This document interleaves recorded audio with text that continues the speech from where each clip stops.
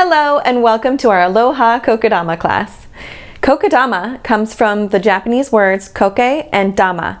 Koke means moss and dama means ball. So we will actually be creating a little moss ball around the root system and the soil of our jester fern, and then securing that with twine. And the way that we will wrap the twine will mimic a little bit of a pineapple, so it'll give you that tropical look to it. So let's take a look in our kit, see what we have here. Okay, first thing, jester fern right here. And then 2 bags of sphagnum moss, 1 bag of colorful stones, and then we also have this. This is a bowl to secure your project as you're working on it, and also you can display it in this. And then we have a bonus of a coffee plant and a little coconut cup that you can plant the coffee plant into. It was just a fun little added bonus for you all. Then we also have twine and a couple of tropical beverage recipes if you would like to have something fruity to drink while you do your project. And then there's actually 2 other items that you need from home. You'll need a bowl of water and probably scissors. So once you have all of those things, then we're ready to start planting. First thing that you will do is take your moss out.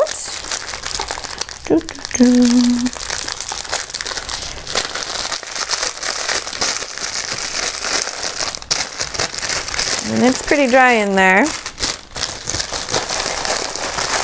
To be able to mold it around the outside of the fern, you're going to have to get it wet so that it's nice and malleable.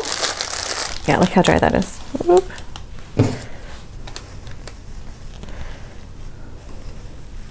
You are going to get a little messy.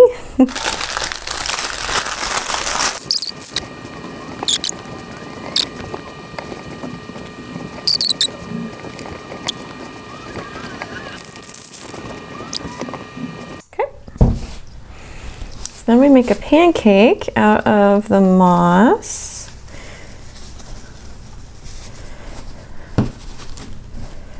Make sure that there's no holes. It's got a nice thick pad.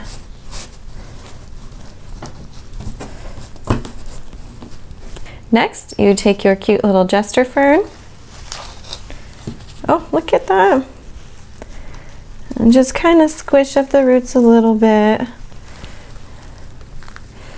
No more pop for this guy.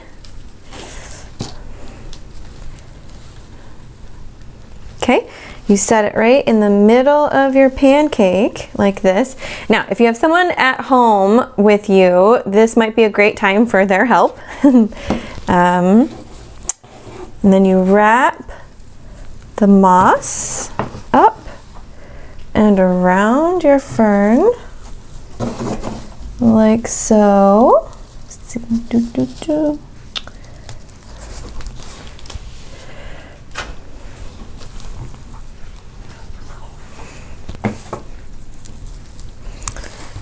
Careful of their branches, as you can see, I kind of snagged one.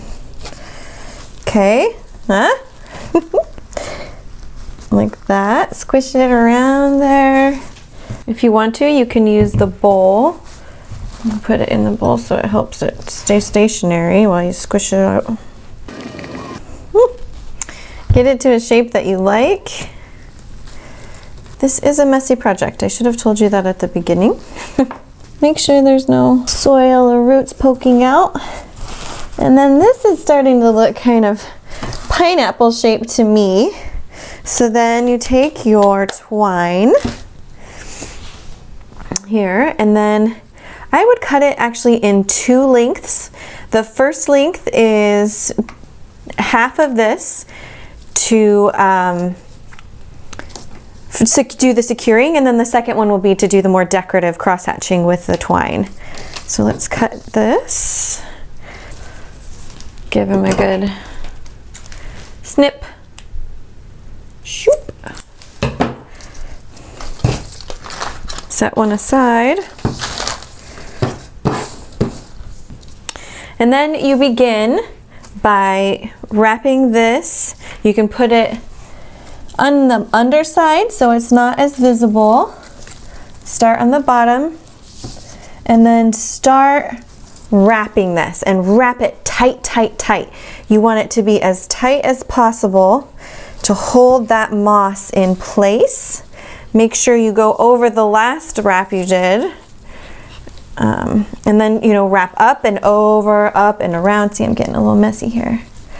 Up and around. Pull that soil in. Pull it together. Keep it together. Up and around. And it really, you can see how much smaller the moss ball got as soon as I started wrapping it. And then once you get this mostly secured, then you can tuck it in to another section.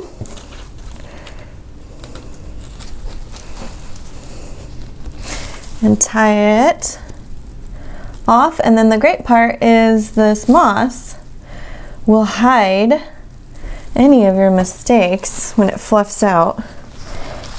It's cute. And then reshape it. Make sure you've got it.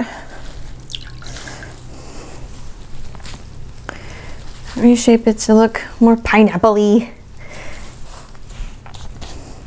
And then your second piece of twine will be to make a more obvious cross-hatching to make it look kind of like your pineapple. So we'll do some experimentation here. Okay, so we will go around like this and around like this and around the bottom, and then we'll start to go the other way, around and around and around. See, it's starting to get a little pineapple-y looking. That's pretty cute. Okay, and around. I want this one to come right here. Like that. And then we've got your little pineapple secured at the back. There's definitely a pretty side to this. Okay, I'm gonna try it again.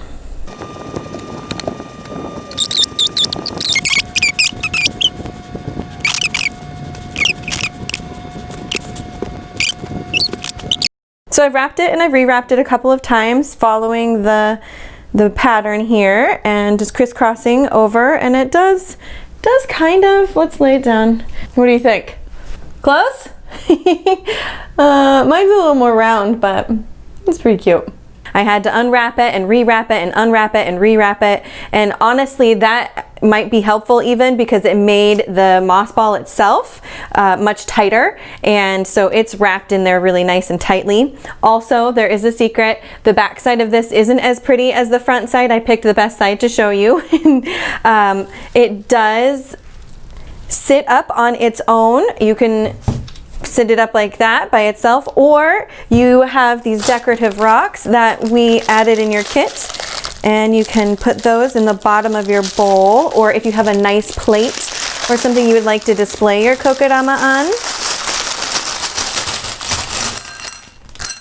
Spread them out. This will help also with the moisture, so the water will be leaking out of this for a little while, and you don't want to get in your tables wet or wherever you're placing this. So you set them up.